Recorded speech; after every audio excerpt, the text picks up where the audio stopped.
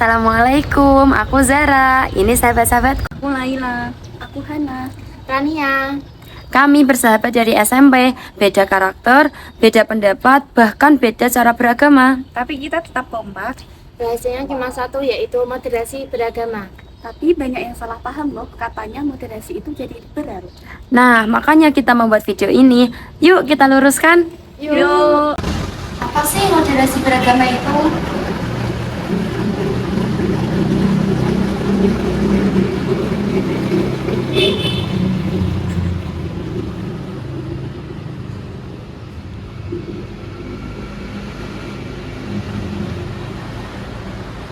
Moderasi beragama itu bukan berarti sikap pertengahan antara benar dan salah, tapi sikap seimbang.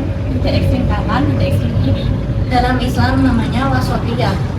Allah berfirman dalam Quran surah Al-Baqarah ayat 143, kami jadikan kalian umat pertengahan.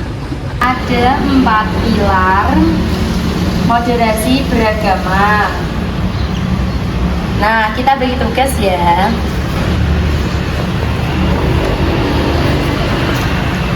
Yang pertama, tasamuh atau toleransi, yaitu menghargai perbedaan dan memberi ruang bagi orang-orang untuk berbeda pendapat, keyakinan, atau ide. Contohnya, menghormati umat agama lain, tidak memaksakan kehendak, dan menerima perbedaan mazhab dalam Islam. Yang kedua yaitu tawasut atau sikap tengah atau moderat. Artinya mengambil posisi pertengahan, tidak ekstrim kanan atau ekstrim kiri. Contohnya tidak berlebihan dalam beribadah, tapi juga tidak meremehkan. Yang ketiga, tawazun. Tawazun artinya seimbang. Artinya menjaga keseimbangan dalam seluruh aspek kehidupan. Contoh, seimbang antara dunia dan akhirat.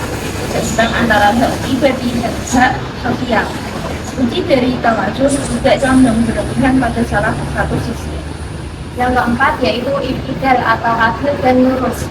Sikap adil dan tidak berat sebelah. Contohnya tidak memihak hanya karena kelompok atau golongan dan menyelesaikan masalah dengan objektif.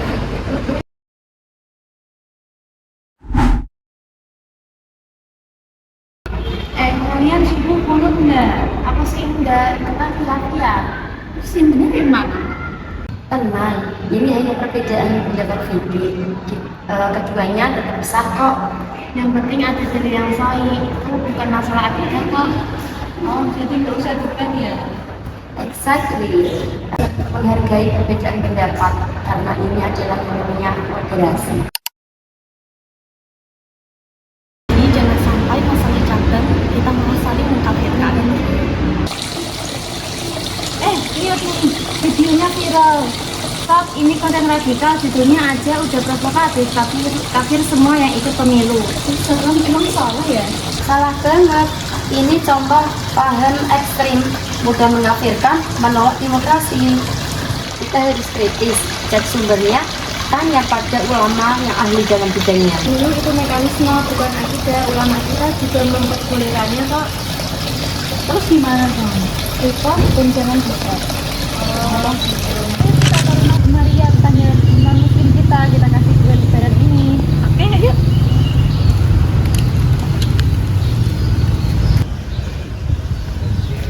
Ngapain kalian?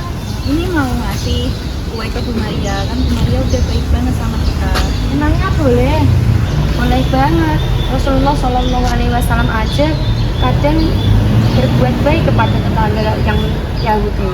Apalagi dia suka mengirim hadiah kepada mereka. Betul itu, walaupun kita tetap teguh dalam beragama, kita tidak boleh memusuhi orang yang tidak agama. Baik itu universal kok, bahkan Allah senang dan orang yang berbuat baik. Oh, aku ikut deh kalau gitu. Zara, ini tahlilan kan bid'ah. Bid'ah yang mana dulu? Tahlilan kan membaca doa bersama, zikir dan membaca Al-Quran. Nah, ulama berbeda pendapat soal ini, ada yang makruh, ada yang sunnah, kita niatnya baik. Yang penting nggak ada yang syirik kan, artinya nggak aneh-aneh. Betul, karena ini termasuk tradisi lokal yang Islami. Moderasi kan fleksibel dalam cara, namun tetap teguh dalam prinsip. Oh, jadi selama nggak melanggar akidah boleh ya? Inilah indahnya Islam Nusantara, menyerap budaya lokal yang baik.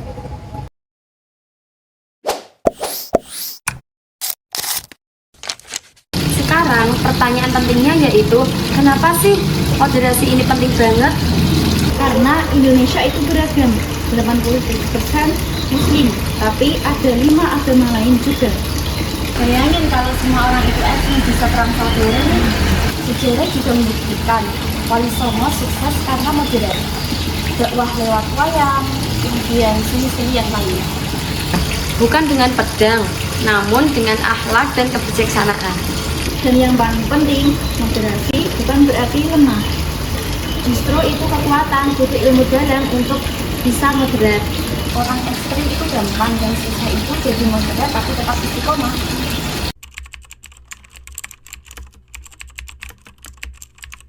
Oke, sekarang gimana caranya kita jadi moderat? Ini 5 tipsnya. Pertama, belajar dari sumber yang kredibel, jangan asal percaya ceramah viral. Kedua, jangan mudah menghakimi, perbedaan pendapat itu rahmat. Tiga, berinteraksi dengan orang yang beda, jangan ngumpul sama orang yang sepaham saja. 4. Lawan hoax and hate speech. Think before you share. Dan kelima, teladani Rasulullah, lemah lembut tapi tegas. Yuk sama-sama kita jaga Indonesia Dengan moderasi beragama, karena Indonesia damai itu dimulai dari kita. Jangan lupa kalau konten ini bermanfaat, like, komen, dan share ya. Wassalamualaikum warahmatullahi wabarakatuh.